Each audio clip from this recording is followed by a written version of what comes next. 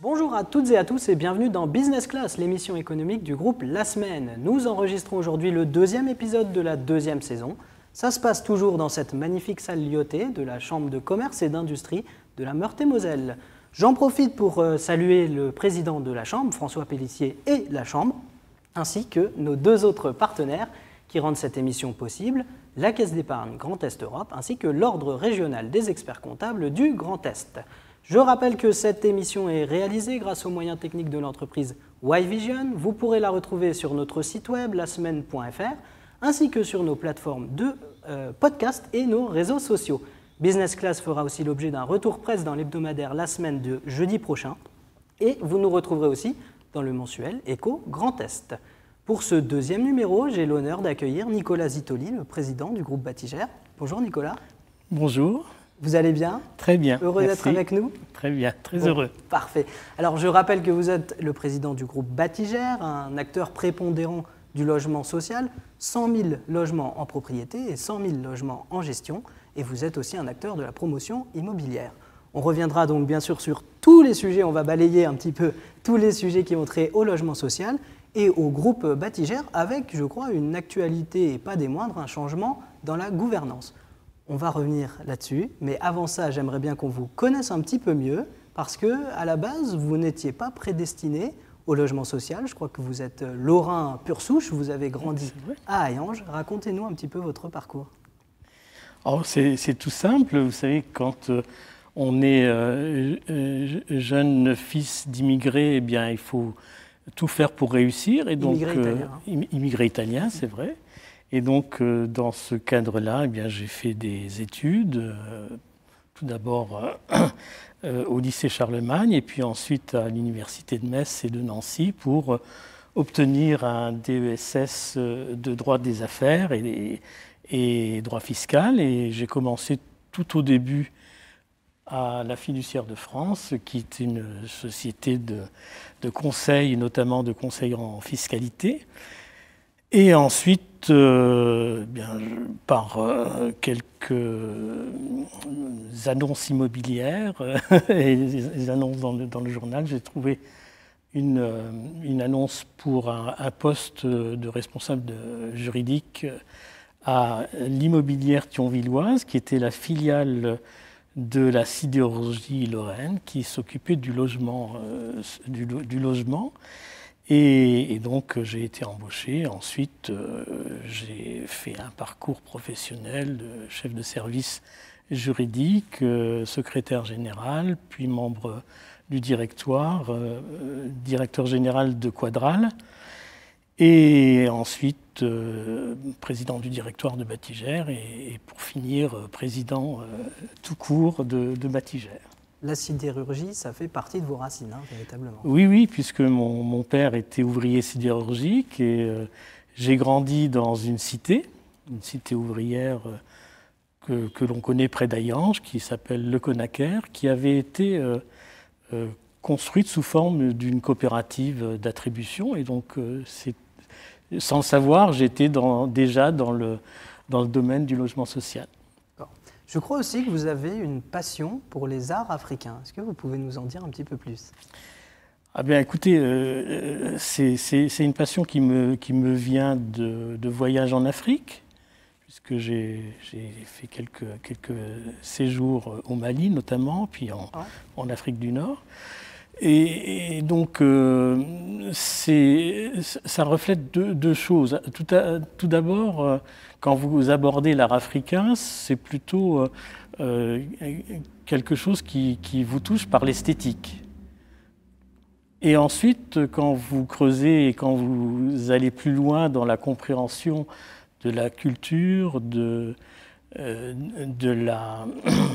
des croyances africaines, etc., ça va beaucoup plus loin, puisque pour un Africain, c'est pas de l'art, mais ça reflète parfaitement son état d'esprit, la gestion de ses ancêtres, de sa vie, puisque ce sont pour la plupart des animistes, et donc ils ont chaque objet, chaque statuette, chaque masque reflète un moment de la culture et de la vie de l'Africain. Et vous avez un pays préféré, enfin en tout cas qui vous marque particulièrement? Oui, c'est plutôt l'Afrique de l'Ouest, et notamment le Mali, qui est dans lequel j'ai fait quelques séjours, et en pays d'Ogon. Ce qui m'attriste aujourd'hui, c'est qu'on ne peut plus y aller. Donc c'est véritablement un attachement amical que j'ai pour ce peuple. On va en venir maintenant au groupe Batigère, donc, que vous présidez, je le rappelle, 100 000 logements en propriété, 100 000 logements gérés, un peu plus de 3 000 collaborateurs et près de 900 millions d'euros de chiffre d'affaires, dont la plupart provient du quitancement, ce qui correspond à la collecte des loyers. Vous allez nous expliquer un petit peu le modèle économique du groupe que vous présidez. Oui. Et qui a d'ailleurs, donc qui est basé à Metz, on peut le rappeler, basé à Metz avec plusieurs filiales, dont Batigère Habitat, qui est basé à Nancy, et puis donc des agences en Rhône-Alpes, en Île-de-France, enfin un peu partout en France. Est-ce que vous pouvez nous parler de Batigère et notamment du changement là, de gouvernance? Qu'est-ce qui s'est passé?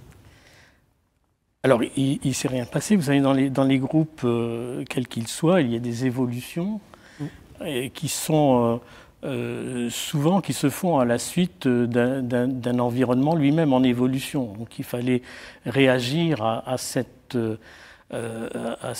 crise immobilière qui se... On y reviendra un petit peu plus tard.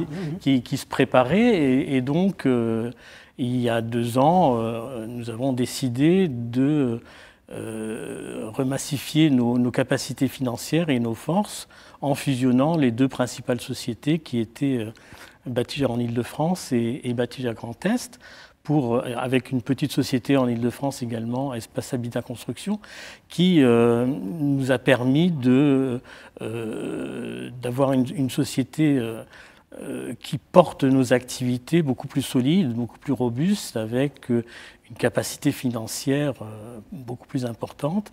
Et donc, c'est à partir de là que l'on a reconstruit l'organisation et la gouvernance de Batigère. Alors, qui sont les femmes et les hommes derrière, notamment le directeur général, M. Prévost? Alors, Jean-François Prévost a été nommé directeur général du groupe. Donc, je vais donner un peu l'organisation. Je vous en prie, avec plaisir. Parce que nous avons une société holding qui s'appelle Batigère Group, qui réunit à la fois l'actionnariat des salariés, puisque c'est une particularité importante dans le groupe Batigère, c'est que nous avons un actionnariat salarié important. Et, important, c'est-à-dire 50% à peu près. Oui, d'accord. Et nos partenaires financiers, que sont les banques régionales, et qui nous suivent depuis très longtemps et qui nous financent également, c'est la Caisse d'épargne, le Crédit agricole de Lorraine, la Banque populaire et le Crédit mutuel. Donc ce sont des partenaires financiers qui se retrouvent donc autour de l'actionnariat et de la gouvernance de Batigère Group. Et Batigère Group, son rôle, c'est un rôle de holding, c'est-à-dire d'animer des équipes qui vont irriguer l'ensemble des métiers, l'ensemble des sociétés du groupe. Et donc Jean-François Prévost, que je connais depuis très longtemps, puisque je l'ai accueilli, il avait à peine 22 ans, au sein du service juridique de Batigère. Ah oui, donc il a grandi chez Batigère. Il a grandi chez moi, il est même très grand, donc, mais quelqu'un que j'estime beaucoup et qui a toutes les qualités, les compétences pour assumer ce poste. Il est entouré de Nathalie Mathéos, qui est directrice générale déléguée, et de Rénal Fagé, secrétaire général. Ensuite, vous avez dans cette organisation un comité de direction groupe qui s'est mis en place, donc qui est composé des personnes que je viens de citer, plus des directeurs de pôle, d'activité. On y reviendra tout à l'heure. Donc Claude Knapic qui s'occupe du logement intermédiaire, Olivier Rigaud du logement accompagné, du très social et de toute l'activité associative. Sébastien Tillignac, qui est le directeur général de la société Bâtir Habitat, qui est le socle et la société mère de l'ensemble des activités, et des services immobiliers, qui est dirigé par Kamel Aoudia et qui porte toute l'activité de promotion immobilière, d'administration de biens et de gestion des copropriétés. Alors quel est l'intérêt de se structurer comme ça en plusieurs pôles ? Le but, c'est finalement d'accompagner le logement tout au long de la vie, c'est ça ? Oui, c'est ça. Alors, au moment où on a constitué, on a repensé l'organisation, il existait déjà ces activités qui étaient à l'intérieur du groupe, et l'idée a été de les structurer. De les structurer chacune autour d'un projet, autour d'une direction et autour d'une véritable ambition. Et l'ensemble de ces pôles d'activité sont des pôles complémentaires d'activité qui entourent l'activité du bailleur social pour lui donner beaucoup plus de présence, beaucoup plus d'assises dans les territoires, car notre projet est basé sur le développement des territoires pour en faire un projet national. D'accord, parce que là, on rappelle, vous êtes présent dans le Grand Est, en Auvergne-Rhône-Alpes et en Île-de-France. En PACA. En PACA. Et depuis plus récemment en Occitanie, puisque nous avons signé un partenariat stratégique avec un groupe qui s'appelle Midi Habitat, qui est organisé de la même manière que nous, avec des pôles d'activité. Et donc il y a du logement locatif social, environ 15 000 logements, essentiellement en Occitanie, avec Toulouse, Montpellier et un petit peu dans le sud de l'Aquitaine. Et également un pôle d'activité de services immobiliers avec de la promotion immobilière et de l'administration de biens. Donc on est très, très complémentaires et c'est aujourd'hui ce groupe qui représente Batigère sur ce territoire. L'objectif, c'est de mailler tout le territoire national, d'être présent dans toutes les régions à long terme Oui, à l'horizon de notre plan stratégique, j'espère en tout cas qu'on pourra encore investir d'autres régions, soit en partenariat avec d'autres collègues, soit en direct, comme nous l'avons fait en PACA, puisque en PACA, nous avons investi en direct sur les villes de Nice, Marseille, Toulon. Et donc aujourd'hui, nous avons un petit patrimoine qui fait environ 2000 logements, qui va, je l'espère, dans les jours qui viennent, trouver un appui pour développer la région sud-est avec Auvergne-Rhône-Alpes, notre société que nous avons, qui s'appelle Batigère Rhône-Alpes et qui se développe sur Lyon notamment. Et comment vous procédez pour croître ? Ce sont des opérations de croissance externe ou comment ? Oui, alors il y a deux façons de faire, évidemment. La première, c'est qui est la plus longue et la plus consommatrice d'énergie et de fonds propres, c'est la croissance externe par rachat de patrimoine, ce que nous avons fait en PACA. L'autre solution, qui est une solution qui est beaucoup plus consensuelle, c'est de trouver des partenaires qui ont intérêt à s'adosser à un groupe immobilier tel que le nôtre. Et de ce point de vue-là, donc l'actionnariat d'une société d'HLM est plus abordable et facile à mettre en œuvre que d'acheter en direct des logements. Derrière ce plan stratégique, on peut avoir quelques chiffres en termes de logements gérés, en propriété Alors, nous avons un plan à 2030 qui est en train d'être élaboré. Sur le plan de la production, sur les 5 prochaines années, on devrait produire en logement neuf environ 8500 logements. En logement réhabilité, environ 10 000 logements. On reviendra sur la réhabilitation, qui est très importante. Et investir environ 2,5 milliards d'euros sur les 5 ans qui viennent. évidemment, notre souhait et notre projet, c'est d'élargir encore notre sphère. Et alors, sans donner de chiffres, mais tout d'abord passer le milliard d'euros de chiffre d'affaires et se situer entre 150 000 et 200 000 logements. D'accord. L'international, ce n'est pas du tout un sujet. C'est peut-être que les lois sont différentes. Ce n'est pas un sujet puisque le logement social en France est un système aidé et donc qui est strictement limité au territoire français. D'accord, très bien. Un jour, on avait fait une interview ensemble il y a quelques années. Vous me parliez de reconstruire la ville sur la ville. Qu'est-ce que ça veut dire cette phrase ? Alors, depuis très longtemps, c'est pas moi qui en suis à l'origine, évidemment, puisque j'ai eu des prédécesseurs et des personnes qui ont réfléchi également à ces sujets.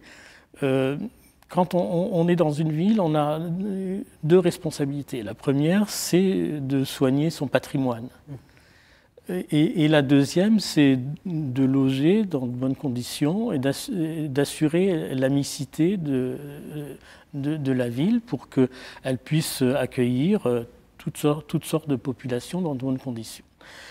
La plupart du temps, dans les villes, vous n'avez plus de foncier ou très peu de foncier disponible, ou s'il reste du foncier constructible, il est très cher et réservé plutôt à l'accès sur la propriété et à des promoteurs. Et donc, le métier que nous avons développé pour ce qui concerne notre activité, c'est de reconstruire et rénover des bâtiments dont l'usage a été modifié ou abandonné. Le but, c'est de garder aussi l'histoire, enfin le sens du lieu. Oui, tout à fait. Aussi, là, hein. Et donc, dans ce cadre-là, on a des opportunités, soit de racheter des anciens hôpitaux qui souhaitent se réinstaller ailleurs. Ça a été le cas à Nancy, puisqu'on est à Nancy, on peut... Oui, à Nancy, les friches hospitalières, mais pas que, hein, puisqu'on avait une friche industrielle aussi avec les constructions électriques de Nancy. Évidemment, nous sommes en train aujourd'hui de travailler sur les hôpitaux Villemain, Maringer, Fournier qui ont été désaffectés et que nous avons rachetés au CHU. Alors, vous pouvez nous parler un petit peu du projet Alors, le projet, alors c'est un projet un peu atypique pour nous puisque nous sommes aménageurs. Nous sommes aménageurs d'une escalope très très importante qui permet de construire à peu près 700 logements. Évidemment, ça ne se fait pas en un coup de baguette magique. Et en plus, notre obligation, c'est de ne faire que 30-35% de logements sociaux, puisque le PLU de la métropole n'autorise que 30% de logements sociaux. Donc le reste doit être aménagé pour servir à d'autres utilisations, telles que le logement intermédiaire, telles que les résidences thématiques. En 4 pôles devient tout à fait pertinente. Ça devient très pertinent, et on parlera de Metz également si vous le voulez bien. Plaisir. C'est que donc et nous vendons également des terrains aux promoteurs privés. Tels que nous les connaissons, qui font de l'accession à la propriété pur sucre. Donc notre métier à nous, c'est, dans le cadre de nos statuts, c'est de faire du logement locatif, social, mais également de l'accession à la propriété abordable avec nos sociétés que nous avons, qui sont des SACICAP, Evel, à Metz, qui produit du logement en accession à la propriété, mais abordable. On est sous le prix du marché. Donc, de combien de pourcents à peu près enfin... on essaye de se situer aux alentours de 20% en dessous du prix du marché. C'est une volonté et c'est une stratégie propre à Batigère. On n'est pas limité par la réglementation, mais si on veut affirmer un groupe social, il faut aussi que les logements d'accession à la propriété soient abordables. Donc, sur le site Villemain-Maringer, nous avons également des résidences thématiques, puisque nous sommes en train de produire une résidence senior. Enfin, tout cet ensemble-là, logement locatif social, résidence senior, logement locatif intermédiaire. Un vrai lieu de vie.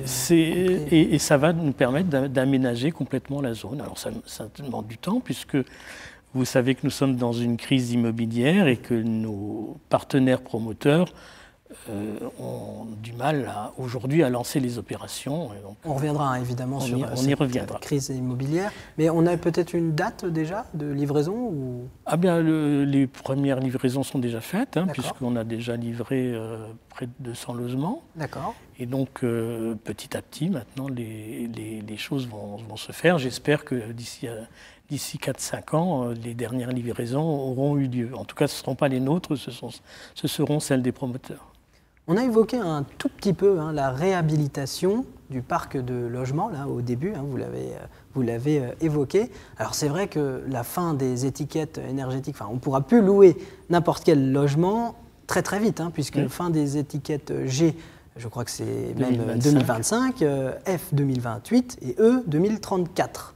Alors là, ça nécessite c'est branle-bas de combat. Qu'est-ce qu'il y a ? Ça nécessite d'abord beaucoup d'ingénierie, une mobilisation des équipes très importante et surtout une mobilisation financière importante, puisque vous savez qu'une rénovation énergétique, elle a pour intérêt de faire économiser l'énergie, principalement, et donc par voie de conséquence, l'émission de gaz à effet de serre, mais elle ne rapporte pas de loyer supplémentaire aux bailleurs. Donc on a dans ces rénovations beaucoup de travail pour aller chercher des financements, des subventions qui permettent néanmoins d'équilibrer les opérations. Alors juste la réhabilitation, ça concerne, c'est l'isolation extérieure, l'isolation intérieure, c'est le chauffage. Alors faites bien de poser la question, parce qu'une rénovation énergétique, c'est souvent, on s'occupe du bâti. C'est-à-dire on refait la façade, on fait l'isolation des combles et des caves, et on change les fenêtres. Et souvent, on est confronté, donc une fois qu'on a fait ça, on a économisé environ 30% de gaz à effet de serre et puis d'énergie. Le problème, c'est qu'on est souvent confronté à la technologie du chauffage, puisque aujourd'hui, pour la plupart de notamment dans le Grand Est, de nos résidences, elles sont chauffées au gaz. Et donc, comment changer l'énergie gaz, c'est difficile, parce que surtout, on ne sait pas quel est dans 4-5 ans, vous savez qu'une rénovation, ça s'amortit sur une vingtaine d'années, on ne sait pas quelle sera l'énergie de demain, qu'est-ce qu'il faudra. On pressent que l'électricité prendra un peu... On pressent tout ça, mais de là à démonter tous les chauffages pour faire de l'électricité aujourd'hui, c'est très cher, parce que l'électricité est plus chère que le gaz, et puis on n'a pas encore la technologie pour les grands ensembles des pompes à chaleur suffisantes qui soient suffisamment performantes. Donc on a ce problème. Premier problème, c'est la rénovation du bâti. Et le deuxième problème, c'est qu'est-ce qu'on fait par rapport à l'énergie. Donc sur les constructions neuves, il n'y a pas de sujet. On fait de la géothermie, on fait de la pompe à chaleur, etc. En revanche, pour les résidences que nous rénovons aujourd'hui, souvent on est amené, parce que l'équilibre économique nous y oblige, on est amené à conserver les chaufferies actuelles. Et donc, nous sommes en train de réfléchir parce qu'on a deux problèmes. On a le problème de l'énergie, de l'économie d'énergie pour nos locataires, mais on a aussi le problème de la décarbonation.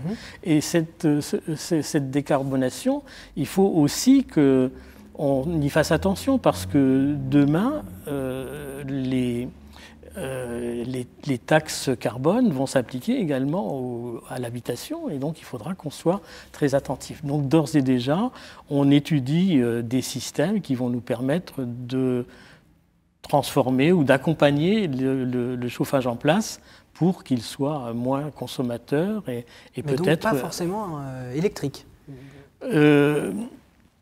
On ne sait pas aujourd'hui comment vont évoluer les choses. Mais alors comment vous faites? Parce que il faut bien prendre une décision. Donc qu'est-ce que vous mettez dans le logement si on n'a pas de visibilité La plupart du temps, le chauffage reste en place. Oui, et puis et ensuite, on réfléchit à comment accompagner cette...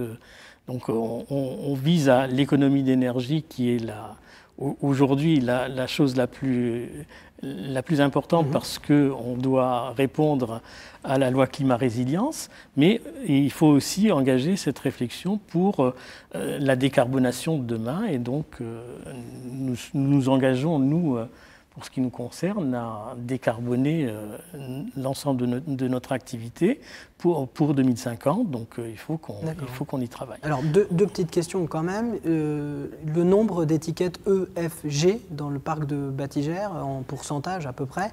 Et puis surtout, quand vous réhabilitez, quelle étiquette vous visez? Vous visez du A, vous visez du B? Alors,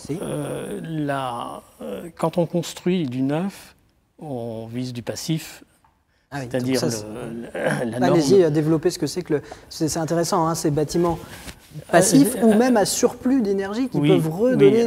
Oui, alors ce sont les nouvelles normes actuelles donc, qui permettent de ne plus consommer d'énergie du tout grâce aux pompes à chaleur, à la récupération de l'énergie dans le sol. Et on peut même en renvoyer sur des bâtiments. Dans les eaux grises. Alors, il y a des systèmes également qui permettent justement de produire plus qu'on ne consomme et de renvoyer le surplus dans le circuit électrique d'EDF. Sinon, dans le cadre de la rénovation, nous visons le plus haut également de l'étiquette. On se trouve souvent en A. Et pour être plus précis, donc notre étiquette moyenne est D. D'accord. Et nous avons éradiqué, d'ici la fin de l'année, nous aurons éradiqué toutes les étiquettes G. D'accord. Donc il nous reste à travailler sur E et F. Ça, c'est beaucoup de logements? Environ 13% du patrimoine. Et donc on a raisonnablement, on respectera les délais autour de 2030 pour éradiquer complètement ces étiquettes énergivores. Vous réhabilitez combien de logements à l'année à l'échelle du groupe?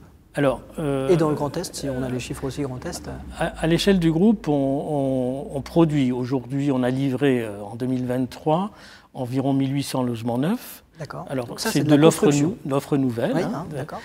Et on a rénové à peu près l'équivalent, 1700 logements rénovés, réhabilités dans toutes les facettes. Alors, quand on fait de la rénovation énergétique, on ne fait pas que ça. On fait aussi le sanitaire, on fait l'électricité dès lors que c'est nécessaire. Une réhabilitation, c'est environ 50 000 euros, je crois, en moyenne pour un appartement, pour un logement. On est plutôt autour de 40 000 euros. 40 000 euros, d'accord. Voilà, donc ces éléments nous permettent de dire que notre production de logements, comme je le disais tout à l'heure, nous visons sur 5 ans environ 10 000 logements réhabilités. Donc dans le Grand Est, on est plutôt à 1000 logements. Et puis sur le reste de la France, on fera également l'effort pour que les choses soient équilibrées. Mais force est de constater que nous avions plus de logements dans les étiquettes EFG dans le Grand Est que dans le reste des territoires. Le patrimoine de Rhône-Alpes et de PACA est plus récent et le patrimoine en Île-de-France était plus récent également. C'est commun à tous les logements, toutes les villes du Grand Est. Enfin, il y a toujours un peu plus de...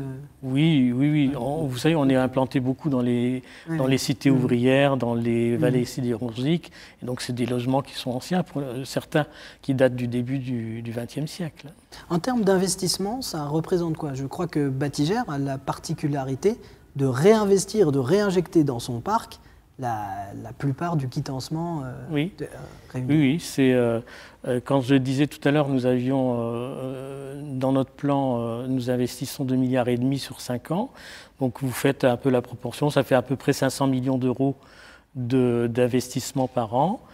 À peu près moitié-moitié entre le neuf et la réhabilitation. Et donc, le quitancement est de l'ordre de 500 millions d'euros, 480 millions d'euros pour être plus précis. Alors, dans le quitancement, dans le chiffre d'affaires, il y a 2 choses. Il y a le quitancement de loyer et il y a la récupération des charges et tout ça. Donc, c'est le montant des loyers que nous réinvestissons. On va faire un petit point maintenant sur la RSE parce que le temps tourne, donc la responsabilité sociétale des entreprises. Donc il y a évidemment ce côté réhabilitation pour répondre à la transition énergétique, mais il y a aussi beaucoup d'autres actions. D'ailleurs, vous êtes désormais une entreprise à mission. Oui. Alors, nous avons depuis longtemps fait le choix d'accompagner beaucoup nos locataires, de faire en sorte de promouvoir l'égalité des chances, de promouvoir le lien social dans les quartiers. Et c'est la raison pour laquelle, et une des principales raisons pour laquelle nous avons en partenariat l'AMLI, qui est une association et qui travaille dans l'accompagnement social. Pour le mieux-être ensemble, hein, enfin, cette association, qu'est-ce qu'elle fait du coup Alors, elle fait plusieurs métiers. Elle produit du logement très social, des résidences, ce qu'on appelle les résidences thématiques, c'est les résidences seniors, résidences étudiants, résidences pour accueillir les publics fragiles, etc.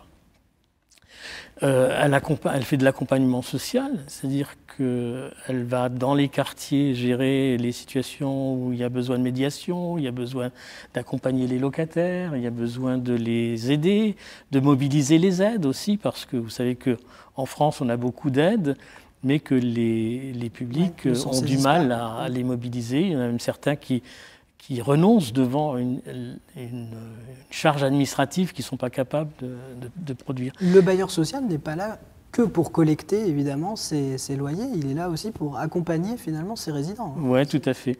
Tout à fait. C'est notre philosophie, c'est de dire... notre philosophie, c'est d'accompagner le locataire et faire en sorte qu'il vive mieux dans son environnement. C'est pour ça qu'on travaille dans les quartiers avec les associations, avec les collectivités, évidemment, pour permettre que le quartier soit animé, qu'il puisse vivre, qu'on puisse y favoriser l'égalité des chances, l'animation aussi du quartier. Donc, on a les journées basket, hein, oui, par exemple. Alors, c'est vrai que Bâti Habitat, peut-être que... On a 3 axes. Hein. Le premier axe, c'est la culture, avec le livre sur la place, le livre à Metz, les festivals de théâtre, le festival du film à Famec, par exemple, à Villerue, etc. Donc là, en fait, vous emmenez vos résidents, enfin, vous les amenez à aller sur ces espaces culturels. Voilà. En aidant les organisateurs de ces événements, on fait en sorte que on puisse y faire venir des enfants, des locataires, pour accéder à la culture, accéder au sport, accéder à d'autres activités. Et donc c'est quelque chose que nous cultivons depuis très longtemps, avec aujourd'hui l'affirmation dans l'entreprise à mission de notre responsabilité sociétale. Et c'est dans ce cadre-là qu'on a créé également une fondation qui s'appelle la Fondation Batigère, qui a un budget pour aider les associations dans leurs projets. Donc il y a une sélection, un appel à projet, les associations répondent, font un certain nombre de projets que nous aidons à financer. Voilà, donc il y a tout un microsystème qui s'est mis en place grâce à ça. Et nous avons également, dans le secteur associatif, défini un certain nombre d'axes de travail qui sont le maintien à domicile, l'aide à domicile, l'accueil d'urgence, l'accueil des publics défavorisés qui n'ont pas de logement, etc. Et donc, on a une association en Île-de-France qui est affiliée chez nous, qui s'appelle Hôtel Social 93, qui gère le SAMU social dans le 93, donc, qui accueille des publics très, très défavorisés et en grande difficulté. Chez nous, il y a la cravate solidaire aussi pour que nous avons financé, qui n'est pas dans notre environnement, mais pour accéder au travail, au monde du travail, pour aider vos locataires à accéder au monde du travail. Nous avons également dans notre responsabilité, puisque nous, vous le savez, on a, comme on investit 480 millions d'euros par an, on a 480 millions d'euros de marché que nous passons avec les entreprises. Et donc, notre responsabilité, c'est à la fois de soutenir le tissu économique local. Et donc, les entreprises qui sont nos partenaires, on a 2400 entreprises partenaires que nous réunissons, alors pas toutes en même temps et pas toutes sur les mêmes territoires, mais que nous réunissons pour collaborer avec elles et les soutenir par les marchés que nous passons avec elles. Donc nous travaillons évidemment avec les majors, mais aussi avec les entreprises locales et surtout avec les entreprises locales. Et parce que le temps tourne quand même, j'aimerais qu'on fasse un petit point sur les actions que vous allez mener dans le cadre des Jeux Olympiques. Je sais que c'était un petit peu en avance, mais peut-être qu'on peut en avoir un petit mot.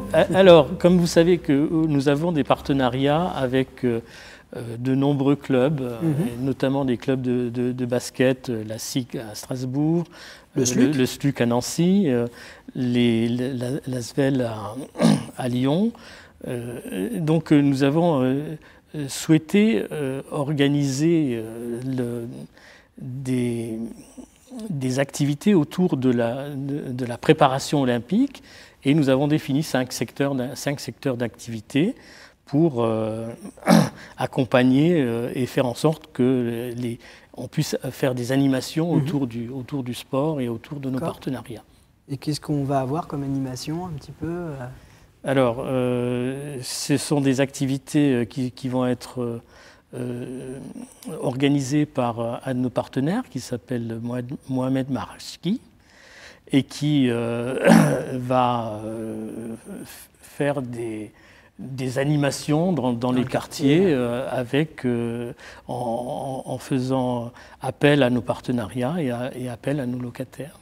Vous êtes aussi un groupe de 3000 collaborateurs, on l'a dit, donc j'imagine qu'il y a des actions en interne concernant la RSE. Oui, alors vous avez quelques exemples. Nous avons également bonnes pratiques. Vis-à-vis de nos collaborateurs, nous sommes très attentifs, évidemment, puisque nous avons tout d'abord une marque employeur à soutenir, parce que si nous voulons pouvoir recruter, il faut que la marque employeur soit attractive.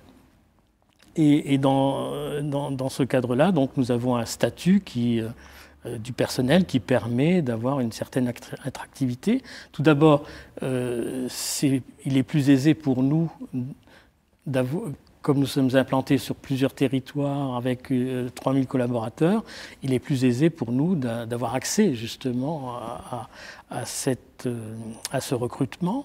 Ensuite, le personnel a un certain nombre d'avantages puisqu'il est, je vous l'ai dit au début, il est actionnaire du groupe. Donc dès lors qu'il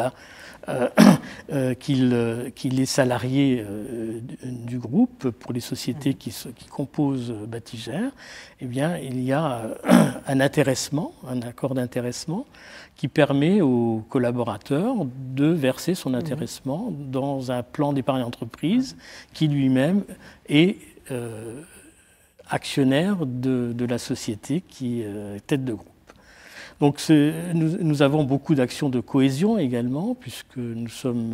Une application pour Marcher Plus, Batimove, un certain nombre de... mais qui sont importantes, mine de rien, qui encouragent à se faire dépister certaines maladies aussi. Voilà, c'est vrai. C'est vrai qu'on a beaucoup de partenariats de cette nature-là qui motivent beaucoup le personnel, à la fois dans sa générosité, parce que par exemple pour Ella, en marchant, on a une journée qui va bientôt s'organiser. Tout le monde marche et ça fait des pas, et les pas représentent de l'argent et qui est versé ensuite à cette association. On a un certain nombre, Batimo, vous en avez parlé, qui permettent également d'aller vers des actions généreuses qui permettent à nos salariés de donner du sens, parce qu'on a aussi besoin dans le cadre de nos organisations et de nos métiers, on a besoin de donner beaucoup de sens à notre activité. Alors, évidemment, le métier de bailleur social, c'est un métier qui a du sens déjà, puisque le logement est au cœur de la famille, est au cœur du ménage. Donc donner des clés à une famille, c'est... Et on rappelle que 70% des gens pourraient avoir accès au logement social. Oui, tout à fait. Ce sont les barèmes. Alors, je pense que la loi... mais on ne se rend pas bien compte, mais c'est quand même 7 personnes sur 10. Quoi. Oui, tout à fait. Alors, nous ne logeons pas 70% de la population, mais 70% pourraient en bénéficier. On va peut-être quand même maintenant évoquer cette fameuse crise de l'immobilier, mais avant ça, un petit point sur le livret A quand même. On sait que c'est la Caisse des dépôts et consignations qui collecte le livret A pour permettre de financer le logement social. Mais évidemment, avec les variations de taux, c'est pas évident quand on est bailleur social. Oui, alors... Pour mieux vous expliquer, donc l'épargnant de base va ouvrir son livret A dans une banque ou à la caisse d'épargne, et les banques, la caisse d'épargne doivent renvoyer à la caisse des dépôts qui centralise les dépôts. Elle renvoie une partie de l'argent collecté, et c'est cet argent collecté, alors pas tout évidemment, qui est ensuite, ce sont des dépôts court terme qui sont transformés en financement long terme, et ces financements qui sont offerts à la fois aux collectivités territoriales, mais également aux groupes et sociétés d'HLM. Donc le taux du livret A était encore il y a 2 ans et demi à 0,5%, très très bas, donc parce là, x6, quoi. Les taux bancaires étaient très bas. Là, il est à 3%, on peut rappeler. Oui, aujourd'hui, il est à 3%, il était à 0,5% il y a quelques temps. Et donc, il y a eu un accroissement très rapide du taux, ce qui fait que les organisations et les loyers n'ont pas eu le temps de rattraper le coût. Et donc, ce coût vient se répercuter très lourdement sur les charges financières des organismes.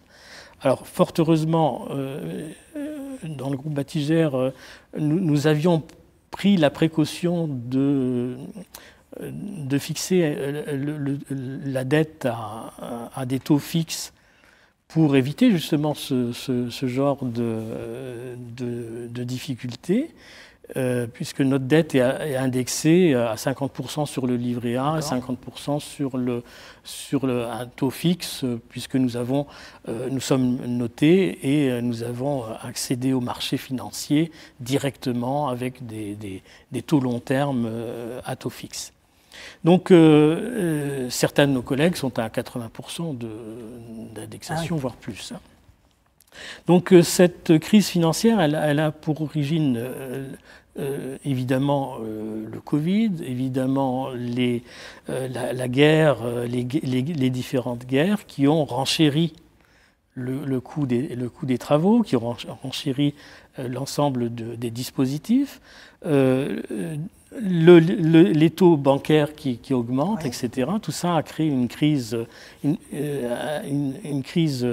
immobilière qui nous a obligés à nous réorganiser, et certains de nos confrères ont vécu... Parce que vous, en quoi elle pèse sur vous finalement, cette crise immobilière? Enfin évidemment, les promoteurs, c'est très dur d'être promoteur aujourd'hui, quoi. Oui.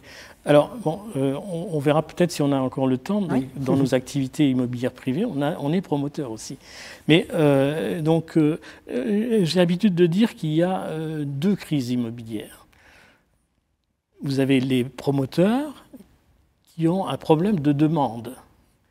tout le monde parle d'offres, mais en fait, il y a un problème de demande parce qu'il y a eu un resserrement du crédit, il y a eu un effet d'augmentation des taux, ce qui fait que les personnes qui veulent acquérir sont moins nombreuses.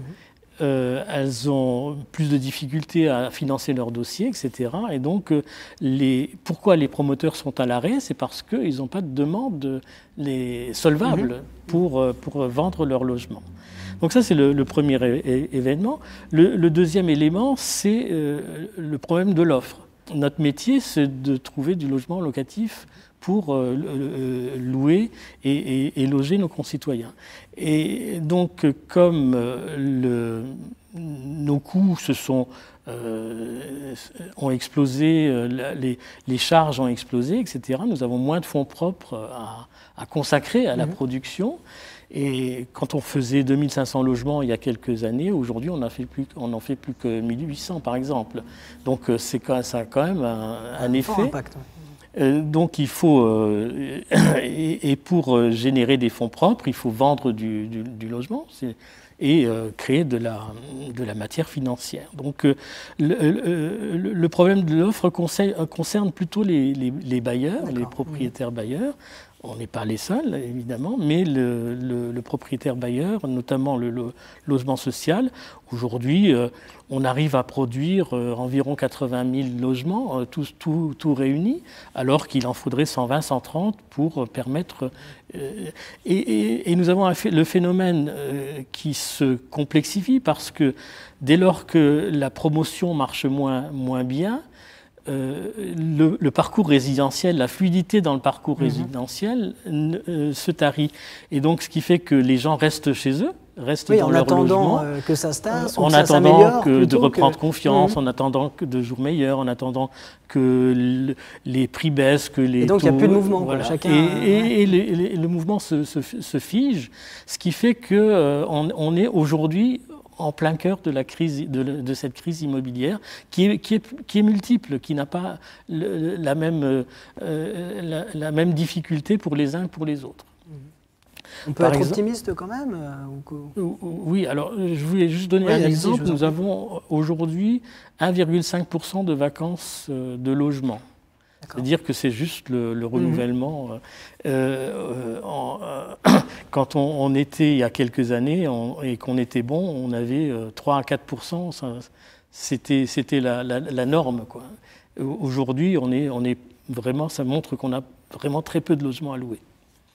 Alors, évidemment que je suis optimiste, parce que il vaut mieux l'être dans votre position. Sinon, je ne poursuivrai pas mes activités.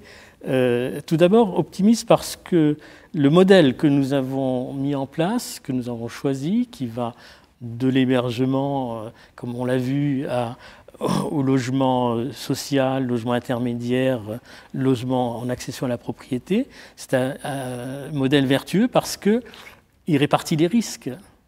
Et donc, on est, bien sûr qu'on est impacté, mais toutes nos sociétés aujourd'hui sont bénéficiaires. Toutes nos sociétés font du résultat, et notre résultat aujourd'hui du groupe est de l'ordre de 80 millions d'euros. Donc, nous avons la matière. Qu'est-ce qui donne mon optimisme? C'est que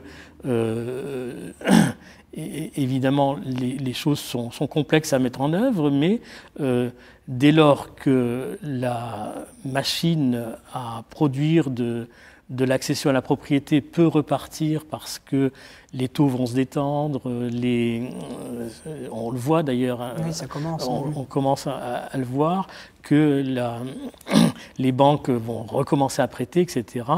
On va encore souffrir 2-3 ans, mais la machine va se remettre en route et il y a une grande inertie dans l'immobilier, mais on va pouvoir voir 2027-2028 redevenir dans une situation qui sera plus calme.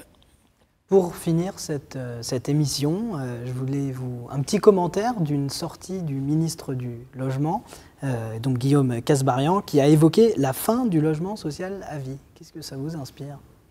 Alors, vous savez que le logement social, le principe même du logement social, c'est le droit au maintien dans les lieux. C'est-à-dire que lorsque quelqu'un accède au logement social, il va pouvoir y rester tant que ses ressources n'évoluent pas de façon très sensible. C'est un petit peu le problème qui est pointé. Voilà.